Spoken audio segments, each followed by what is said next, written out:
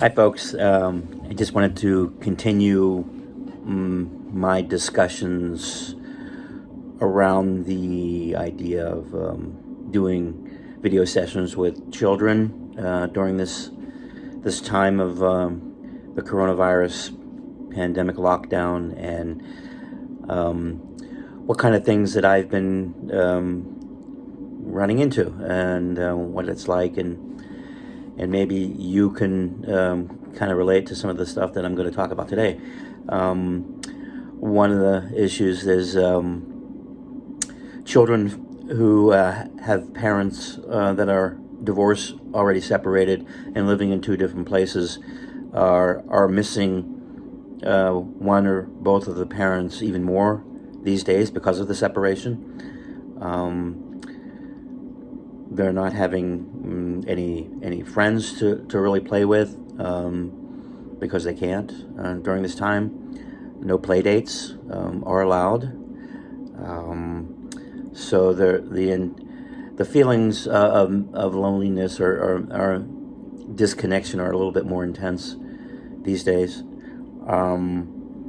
And of course, one of the ways children have always dealt with that kind of thing is to express themselves creatively in various ways. But one of the classic ways is drawing pictures. And I had one client who just was drawing what he draws. This is what he does, and he drew a picture of what he called a fire-breathing shark dragon.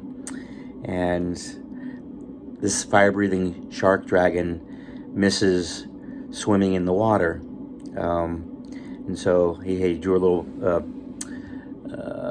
thought bubble, which was really the monster basically talking, saying, "Water, water," as if it was desperate to get back into the water. I just thought that was an interesting way he kind of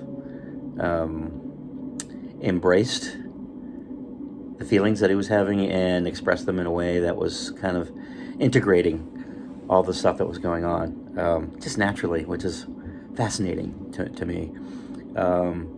Also, dreams coming up, the obvious dreams of being afraid. The themes are more intense because of the pandemic, and the other theme that I'm hearing is that of old problems returning or coming back and not being resolved, which is a difficult thing for kids to have to deal with, especially if they have parents who continuously argue and never seem to resolve their conflicts. That can, of course, lead to avoidance of conflict at all costs, and that could continue to make things worse. We also talked about the value of sharing thoughts and feelings with somebody that you trust and care about. And how we tend to avoid uncomfortable topics that evolve into the classic phrase, the elephant in the room, and how this pandemic can become that. So my approach isn't to talk about something else, it's to talk about what's there, to talk about the elephant in the living room. And one of my clients actually brought up, oh yeah, they had a grandparent who was suffering from dementia for years, and nobody really talked about it until it got to the point where this grandparent needed to be placed in a more safe living environment. And that client really related to the idea of the elephant in the living room, because that's what his family did with his grandmother for so long. So leaning into problems rather than avoiding them has been a theme, and using our imagination to imagine possible solutions to problems, even if they're not actually solvable. That's not the point. The point is actually to help people feel better about dealing with their problems and not avoiding them, and imagining that they could be solved, that their conflicts aren't going to just continue ad infinitum forever. So imagining possibilities is hopeful, and that's what we give them. That's what they give themselves. They give themselves hope when they imagine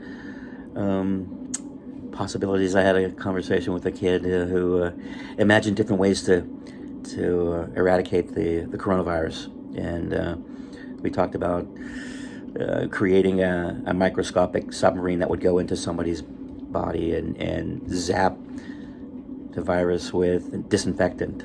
I thought that was kind of creative. And another similar medical intervention would be to create sort of microscopic robot soldiers that would attack a virus. If it would enter into the body, it would activate them, and the soldiers would attack the virus before the virus could do too much damage. So interesting topics that will come up if you lean into it. Just go with the flow and allow them to talk about things that are difficult to talk about.